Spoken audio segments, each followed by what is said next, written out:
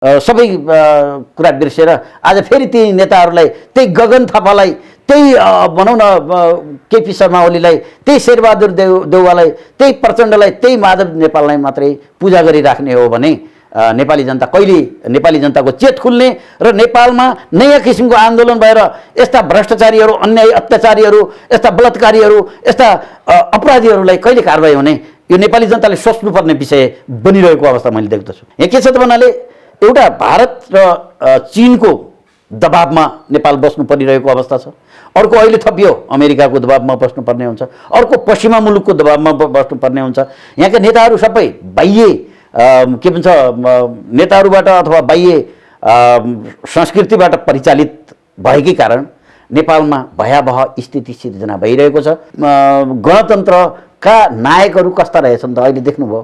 अहिले कस्तो देखियो भन्नाले जस्तै एउटा भनौँ जनताको अथवा सम्पूर्ण नेपालीको विरोधको बावजुद पनि एमसिसी पास भएर गयो। आज युक्रेनमा भएको युद्ध जस्तो नेपालमा भोलि बिहान नहोला भन्न कुनै सकिन्छ?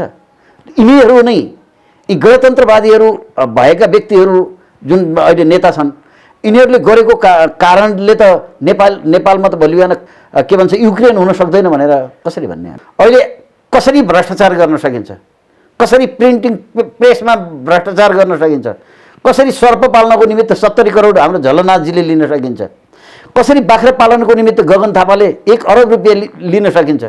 आज कति अरब आयो, 50 अरब आयो भन्ने कुरा मैले एमसिसीबाट त्यो भयो। त्यो 50 जनालाई नपुग्ने पैसा के भयो त? त्यो जस्तै 800 समथिङ जना त अहिले सांसदै हुनुहुन्छ, 1-1 अर्ब उहाँहरूलाई बाँड्दाखेरि त त्यो त पुग्दैन। अब त्यो देशको लागि बोल्ने मान्छे एउटा पनि जन्मेको छैन। महेन्द्र राजा भनेको यो देशको एकदम कायापलट बनाउने, विकास निर्माण समृद्धिको बाटोमा अगाडि बढाउने हिसाबमा लाग्नु भएको थियो। सबभन्दा बिग्रो न्यायालय, अनि त्यसपछि कार्यपालिका, न्यायपालिका र व्यवस्थापिका तीनटै एउटा भ्रष्टाचारको दलदलमा फर्सिसकेको अवस्था भएपछि नेपाल माथि जाने स्थिति। यिनै तीन चिजले त भनौँ न राज्य चलाउने हो नि।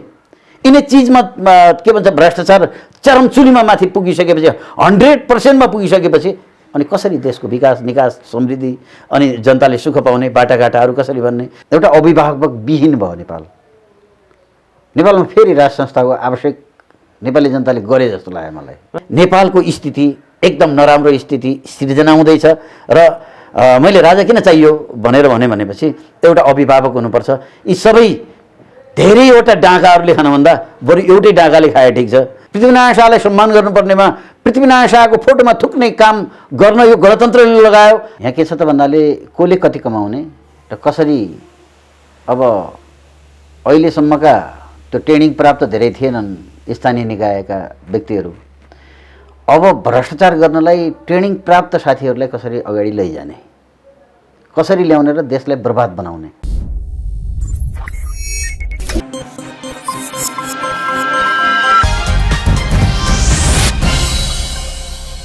दर्शकवृन्द नमस्कार। आज हामी माझ कुराकानी गर्नको लागि भ्रष्टाचार विरुद्धका सामाजिक अभियन्ता सिद्धार्थ अधिकारी हुनुहुन्छ। स्वागत छ यहाँलाई। धन्यवाद। आराम हुनुहुन्छ? ठिक छु एकदम। देशको समसामयिक विषयमा कुराकानी गरौँ। अहिलेको अवस्था ठ्याक्कै कस्तो देख्नुहुन्छ? देशमा के भइरहेको छ यति बेला? अहिले सर्वप्रथम त के भन्नुपर्छ भन्नाले अब नेपालको अहिलेको राजनीतिक परिस्थिति डामाडोलको स्थितिमा छ। यहाँ के छ त भन्नाले कसले कति कमाउने र कसरी? अब अहिलेसम्मका त्यो ट्रेनिङ प्राप्त धेरै थिएनन् स्थानीय निकायका व्यक्तिहरू, अब भ्रष्टाचार गर्नलाई ट्रेनिङ प्राप्त साथीहरूलाई कसरी अगाडि लैजाने, कसरी ल्याउने र देशलाई बर्बाद बनाउने? यो जुन अहिले त मैले के देखेँ त भन्नाले यो नेपालमा अबको स्थितिमा नेपाल त्यसरी अगाडि जान्छ जस्तो मलाई लाग्दैन। एउटा अभिभावक विहीन भयो नेपाल। नेपालमा फेरि राज संस्थाको आवश्यक नेपाली जनताले गरे जस्तो लाग्यो मलाई। भनेपछि तपाईँ पनि राज संस्थाको पक्षमा जानुभयो। अब देशमा राजा चाहिन्छ भन्ने राजा तपाईँको लाइन? राजा चाहिन्छ भन्ने होइन, राजा त जसरी पनि चाहियो, जुन हिसाबबाट पनि राजाको आवश्यक पऱ्यो, ल्याउनै पर्यो। किन भन्नुहुन्छ भने नेपालमा अहिलेसम्म गणतन्त्रवादी अथवा लोकतन्त्रवादी अथवा जे वादी भए पनि यिनीहरूको हिसाब के देखियो त भन्दा यिनीहरूले जनतालाई झुक्क्याउने, जनतालाई भोर झुक्क्यानमा राखेर अगाडि जाने स्थितिको काम त्यहाँ देखियो। त्यो देखिएकै हिसाबमा के देखिन्छ त भन्दाले नेपालको अहिलेको राजनीतिक स्थिति, अहिलेको राजनीतिक परिस्थिति, अहिलेको राजनीतिक जुन किसिमको सञ्चालन भइरहेको छ, जुन किसिमले नेपालका अहिले राजनीतिक दलका व्यक्तिहरू एकले अर्कोलाई गाली गरेर समय बर्बाद गर्ने, देशलाई विकास निकास र समृद्धिको बाटोमा लिनुभन्दा कुन सरकारमा जानेर त्यसले बढी भ्रष्टाचार गर्ने दौडधुपमै लागेको देखियो। तपाईँ त देशको लागि, जनताको लागि काम गर्नुपर्छ, भ्रष्टाचार विरुद्धको अभियान चलाएर बसेको मान्छे, राज संस्थाबाट अथवा राजाबाट तपाईँले त्यस्तो के चिज पाउनुभयो र तपाईँले अहिले राजतन्त्रको वकालत गर्न खोज्नु? मैले राजतन्त्रको वकालत गरेको होइन, मैले अभिभावक जसरी पनि चाहियो भनेपछि त चाहियो। त्यस्तो के चिज पाउनुभयो त्यहाँबाट? त्यसमा मैले देखेको के हो त भन्नाले हिजो 1768 मा जुन पृथ्वीनारायण शाहले यो काठमाडौँ खाल्डो एकीकरण गरेर जुन उहाँकै पालामा सुरुवात भएको कुरा पछि जस्तै भनौँ 1915 सम्ममा आउँदाखेरिको अवस्थामा टिस्टादेखि काँक्रासम्म पुगेको जुन नेपाल 1816 मा जब सन्धि भयो, के भन्छ त्यही सन्धिलाई टेकेर, जस्तै भारतसँग भएका असमान सन्धिहरू खारेज गर्नुपर्छ, भारत साम्राज्यवादी विस्तारवादी मुलुकसँग हाम्रो साँठगाँठ हुँदैन भन्ने जुन किसिमका व्यक्तिहरूको उपस्थिति भएर नेपालमा गणतन्त्र भित्रिएको थियो, त्यो भित्रिएको गणतन्त्रका नायकहरू कस्ता रहेछन् त अहिले देख्नुभयो। अहिले कस्तो देखियो भन्नाले जस्तै एउटा भनौँ जनताको अथवा सम्पूर्ण नेपालीको विरोधको बावजुद पनि एमसिसी पास भएर गयो। अब यो बिआरआई भन्ने गरिएको छ चाइनासँग। आज युक्रेनमा भएको युद्ध जस्तो नेपालमा भोलि बिहान नहोला भन्न कुनै सकिन्छ? यिनीहरू नै, यी गणतन्त्रवादीहरू भएका व्यक्तिहरू जुन अहिले नेता छन्, यिनीहरूले गरेको कारणले त नेपालमा त भोलि बिहान के भन्छ युक्रेन हुन सक्दैन भनेर कसरी भन्ने हामीले? एमसिसीकै कारण नेपाल युक्रेन जस्तो हुन्छ? एमसिसीको कारण छैन, बिआरआईको कारण पनि हो। चाइनासँग भएको बिआरआई छ अनि उतातिर भएको एमसिसी छ। भारतसँग भएका विभिन्न किसिमका असमान सन्धिहरू छन्, जुन 1816 को सन्धिलाई खारेज गर्नुपर्छ भनेर माओवादीले त्यही बेला चर्का नारा लगाएर आउनुभएको थियो। माओवादी को एजेन्डा थियो 1950 को सन्धि खारेज हुनुपर्छ भन्ने भनाइ थियो। त खै त अहिले खारेज गरेको खै झन् त्यसलाई बलियो बनाउने काम भयो। र अर्को कुरा के थियो त भन्नाले जस्तै 1816 को सन्धि खारेज गरेपछि हाम्रो ग्रेटर नेपालको अवधारणा कायम हुन्थ्यो। हामीले चीनको केही भूभाग पनि हामी कहाँ आउँथ्यो र भारतको केही भूभाग पनि हामी कहाँ आउँथ्यो र विशाल नेपालको एउटा निर्माण गर्ने क्रियाकलापमा लाग्नुपर्ने नेताहरू अहिले कसरी भ्रष्टाचार गर्न सकिन्छ, कसरी प्रिन्टिङ प्रेसमा भ्रष्टाचार गर्न सकिन्छ, कसरी सर्प पाल्नको निमित्त 70 करोड हाम्रो झलनाथजीले लिन सकिन्छ, कसरी बाख्रा पालनको निमित्त गगन थापाले 1 अरब रुपियाँ लिन सकिन्छ। आज कति अरब आयो, 50 अरब आयो भन्ने कुरा मैले एमसिसीबाट त्यो भयो। त्यो 50 जनालाई नपुग्ने पैसा के भयो त? त्यो जस्तै 800 समथिङ जना त अहिले सांसदै हुनुहुन्छ, 1 अर्ब उहाँहरूलाई बाँड्दाखेरि त त्यो त पुग्दैन। अनि अब 60 अर्ब फेरि चाइनासँग माग्नुपर्छ भन्ने भयो, 80 अर्ब उता इन्डियासँग माग्नुपर्छ भन्ने भयो। यी कुराहरूले गर्दा के छ त भन्नाले नेपाललाई अझै पनि नराम्रो दलदलको स्थितिमा फसाउने र नेपाललाई एउटा युद्ध भूमि अथवा क्रीडा स्थल बनाउने जुन काम यो गणतन्त्रवादीहरूले गरेका छन्, यो साह्रै ठुलो एउटा विडम्बनाको कुरा हो। नेपाली जनताको लागि यो एउटा सहिएको विषय होइन। आज एमसिसी पास नहोस् भनेर एकजनालाई त सहिदै बन्नुभयो र कतिजना मानिसको त्यहाँ प्रहरीबाट लट्ठी खाएर, पानीका फौराहरू खाएर, विभिन्न किसिमका कामहरू गरेर, किनभने त्यो नेपालको हितमा भएपछि त्यो सारा नेपाली जनताकै त्यस्तो विपक्षमा र यहाँ संसदमा रहेका व्यक्तिहरू मात्रै के भन्छ पक्षमा हुनु भनेको यहाँका टाठाबाठाहरूले।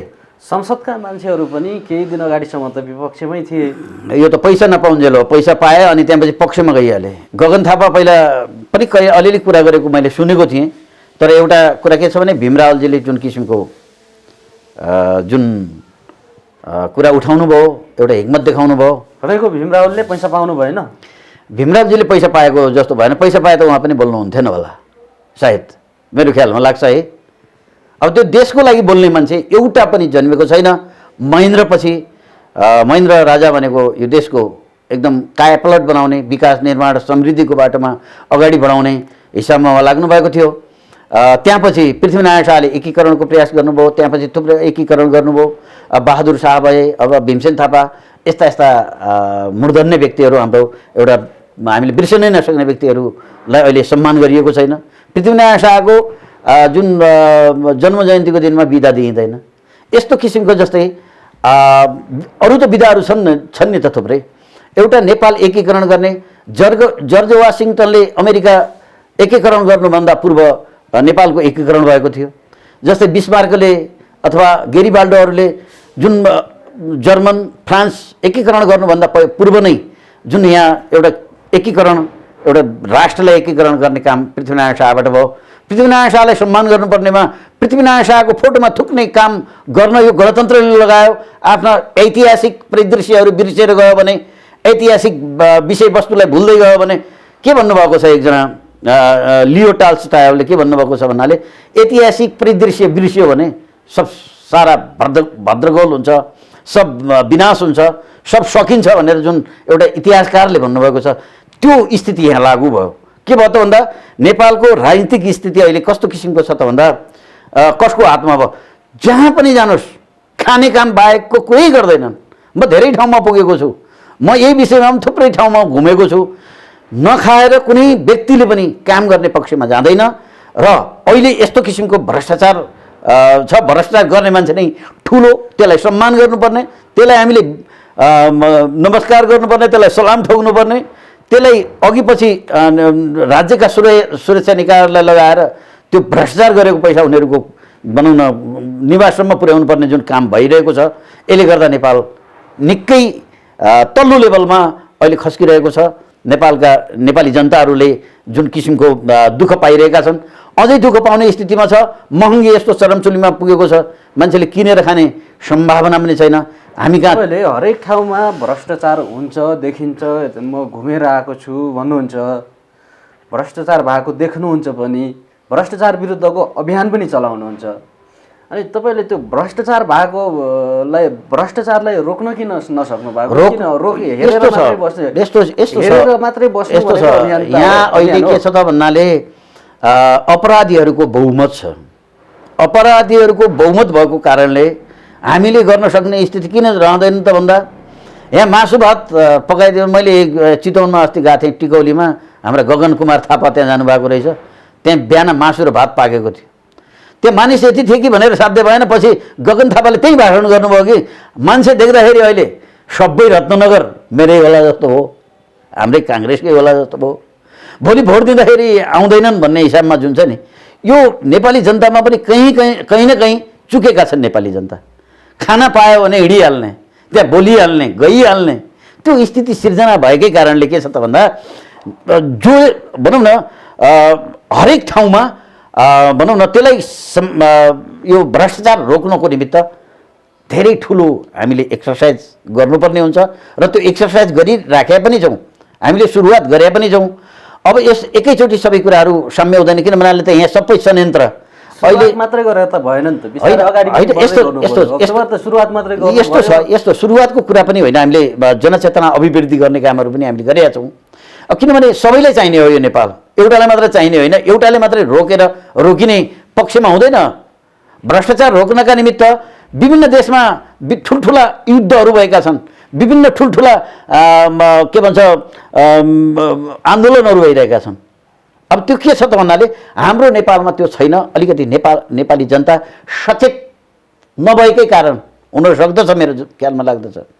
दुःख पाउने बेलामा जसलाई पर्यो, जस्तै पत्रकार तपाईँ हुनुहुन्छ, तपाईँलाई परेको बेलामा अरूले कसैले पनि साथ नदिने कामहरू भइरहेछन्। यहाँ अहिले को अवस्था निकै जटिलपूर्ण छ। अहिले यहाँ के छ त भन्नाले एउटा भारत र चीनको दबावमा नेपाल बस्नु परिरहेको अवस्था छ।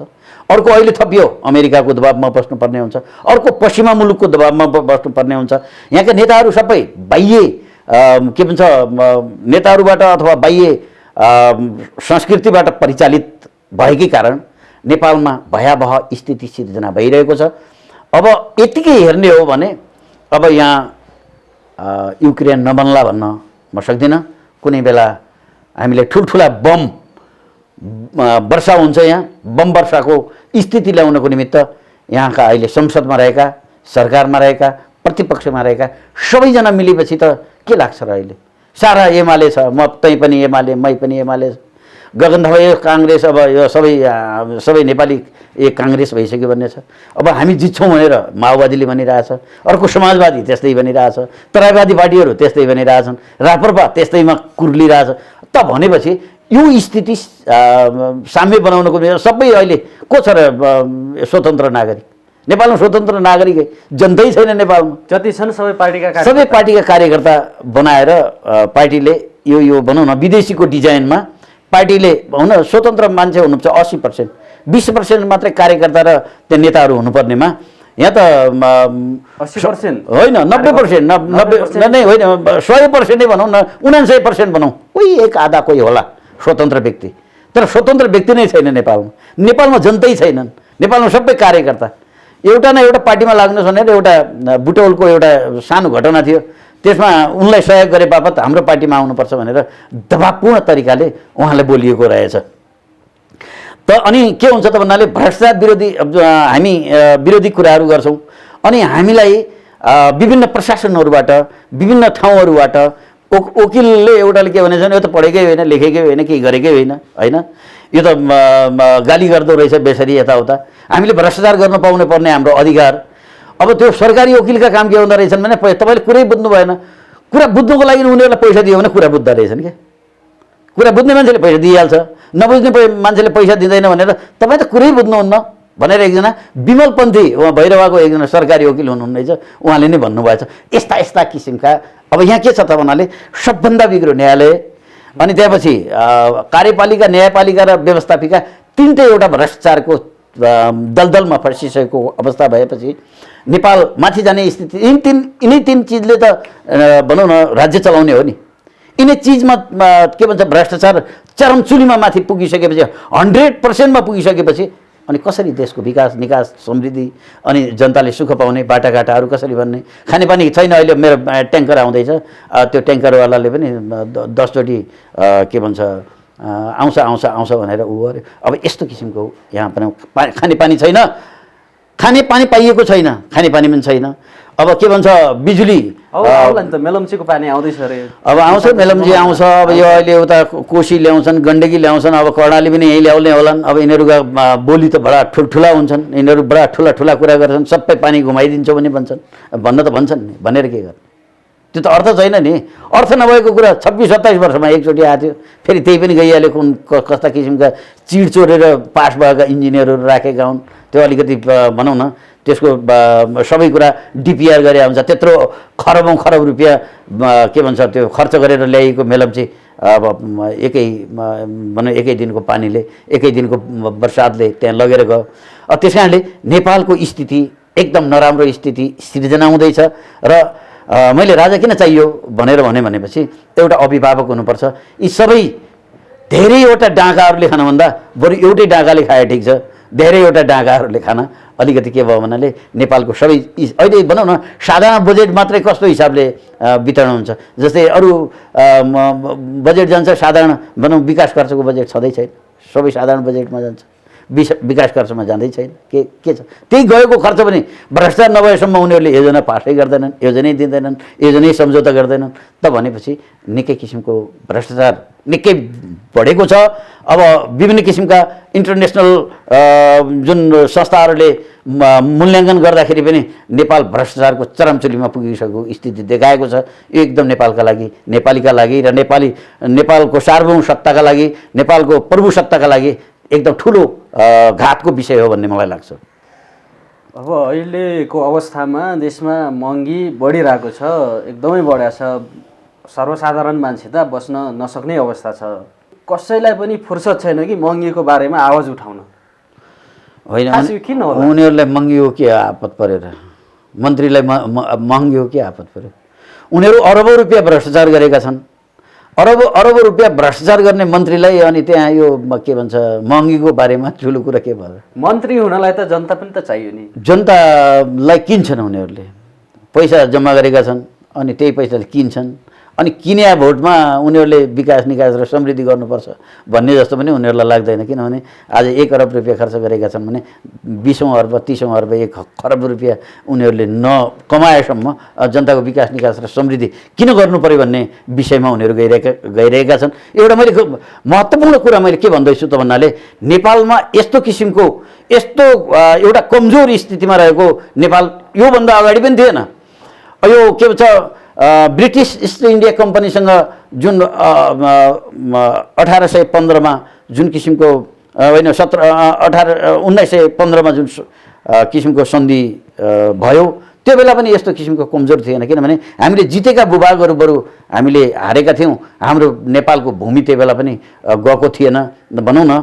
हाम्रो सार्वभौम सत्ता सम्पन्न थियो त्यो बेला त्यत्रो एउटा ब्रिटिस एउटा इस्ट इन्डिया कम्पनीले पनि नेपाललाई हल्लाउन नसकेको स्थितिमा आज हरेक हिसाबमा हाम्रै देशका नेताहरूले गर्दामा आज नेपाल हल्लिरहेको छ। नेपालको सार्वभौम सत्ता गुमिरहेको छ, नेपालको अखण्डता गुमिरहेको छ, नेपालको भनौँ न एउटा भनौँ न विदेशीहरू आएर नेपाललाई हल्लाउने काम जुन भइरहेको छ यो स्थितिले नेपाल ठिक स्थितिमा गएको छैन। र यसका लागि सम्पूर्ण नेपाली जनताहरू, नेपाली दाजुभाइ तथा दिदीबहिनीहरूले अब चेत खोल्नु पर्ने अवस्था छ। हिजो एमसिसीको विरोध गर्ने त्यही काङ्ग्रेसका नेताहरूले पिटाइ खाएका छन्, त्यही माओवादीका नेताहरूले कार्यकर्ताहरूले पिटाइ खाएका छन्, त्यही समाजवादीका मान्छेहरूले पिटाइ खाएका छन्, त्यही मधेसवादीहरूले पिटाइ खाइरहेका छन्, त्यही राप्रपाका व्यक्तिहरूले पिटाइ खाइरहेका छन्, त्यही के भन्छ एमालेका कार्यकर्ताहरूले पिटाइ खाइरहेका छन्। आज फेरि त्यो बिर्सेर हिजो एमसिसीको आन्दोलन हुँदाखेरिको अवस्थाको सबै कुरा बिर्सेर आज फेरि ती नेताहरूलाई, त्यही गगन थापालाई, त्यही भनौँ न केपी शर्मा ओलीलाई, त्यही शेरबहादुर देउवालाई, त्यही प्रचण्डलाई, त्यही माधव नेपाललाई मात्रै पूजा गरिराख्ने हो भने नेपाली जनता कहिले नेपाली जनताको चेत खुल्ने र नेपालमा नयाँ किसिमको आन्दोलन भएर यस्ता भ्रष्टाचारीहरू, अन्याय अत्याचारीहरू, यस्ता बलात्कारीहरू, यस्ता अपराधीहरूलाई कहिले कारबाही हुने यो नेपाली जनताले सोच्नुपर्ने विषय बनिरहेको अवस्था मैले देख्दछु। अहिले नेपाल आयल निगमले पटक पटक मूल्य बढाइरहेको छ। उता इन्डियाबाट नै बढेर आयो भन्ने कुरा प्रेस विज्ञप्ति मार्फत सार्वजनिक गर्छ, र पनि नेपाल आयल निगम खरबौँ घाटामा छ भन्ने अभिव्यक्ति दिन्छ। चुइने भाँडोमा कुनै चिज हाल्दाखेरि त्यो अडिन सक्दैन। त्यहाँ प्रधानमन्त्रीले सही गरेर यो महँगी वृद्धि गरेको भन्ने मैले सुनेको छु। त्यही त्यो आयल निगमको जुन छ नि त्यसमा पनि प्रधानमन्त्री सम्मिलित भएर त्यहाँ सही गरेर त्यहाँ तेलको भाउ बढाएको भन्ने लागेको छ। तेलको भाउ बढ्ने बित्तिकै सम्पूर्ण चिजको भाउ बढ्नुपर्ने अवस्था आउँछ। यो इन्डियाबाटै बढेर आएको हुनसक्छ या यहीँ बढाइएको हो? यो यहीँ बढाइएको हो। यो कृत्रिम अभाव पनि सिर्जना गर्ने अनि त्यहाँपछि मान्छेले जति भने पनि विरोध गर्दैनन्। यहाँ मान्छे नै जिउँदो मान्छे नै छैन। यहाँ सबै कसैले विरोध गर्ने कोही छैन भन्ने हिसाबमा गर्छन्।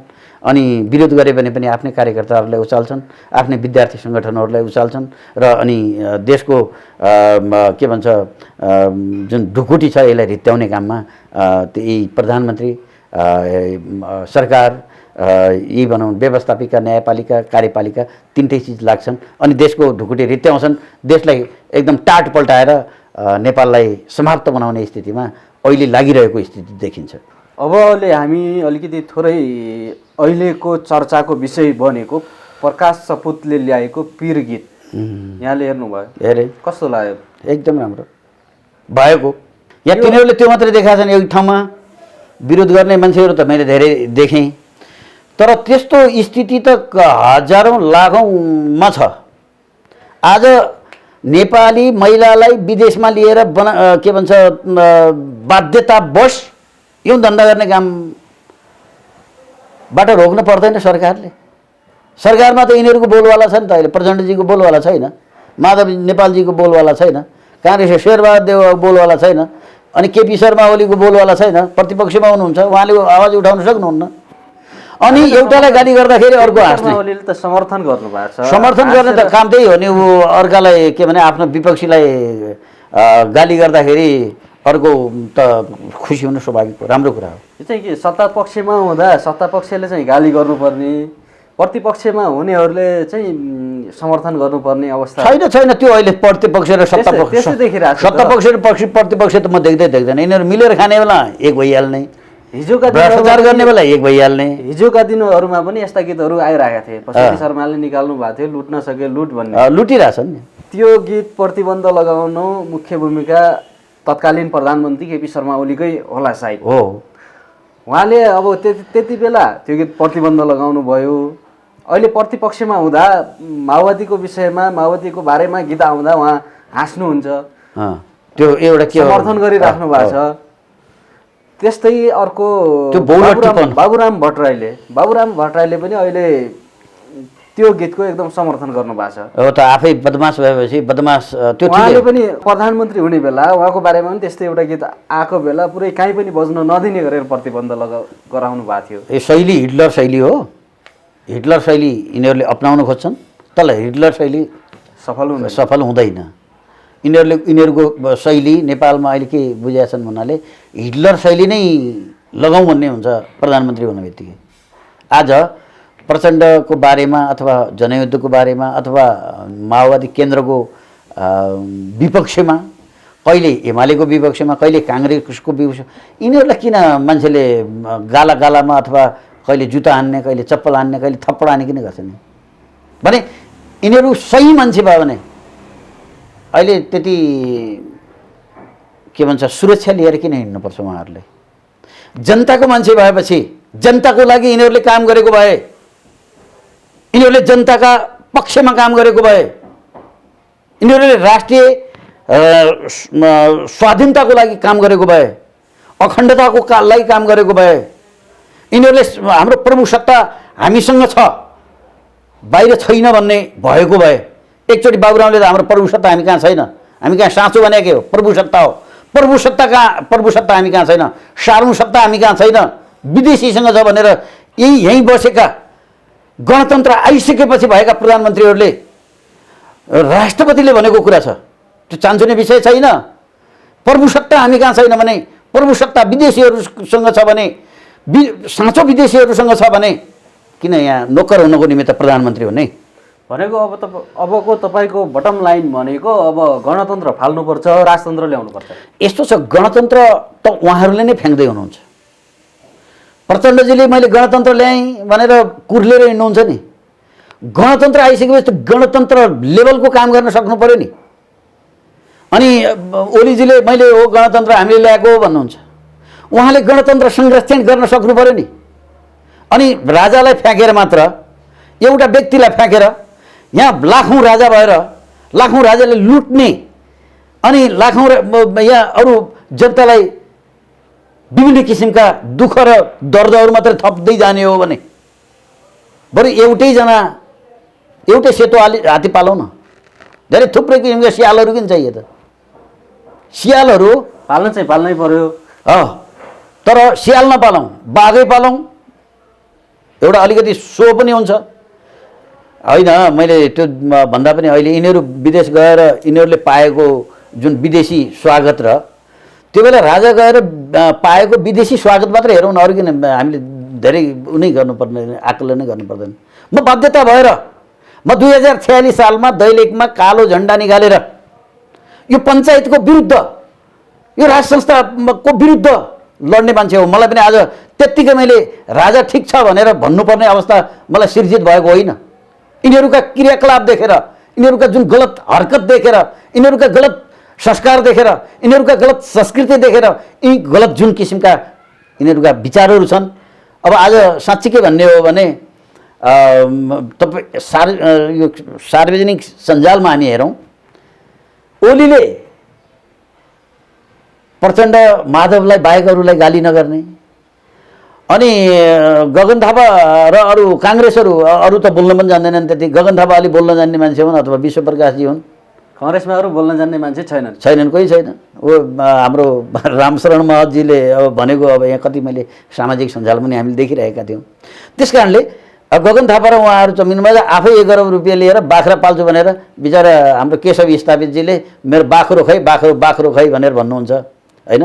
त्यस कारणले गलत हरकत गऱ्यो भने अनि भ्रष्टाचार गर्यो, यहाँबाट नेपालको ढुकुटीबाट कसले बढी पैसा लियो त्यही नेता बन्दो रहेछ नेपालको। त्यो स्थिति राम्रो होइन र राम्रो स्थितिमा जाँदैन अगाडि।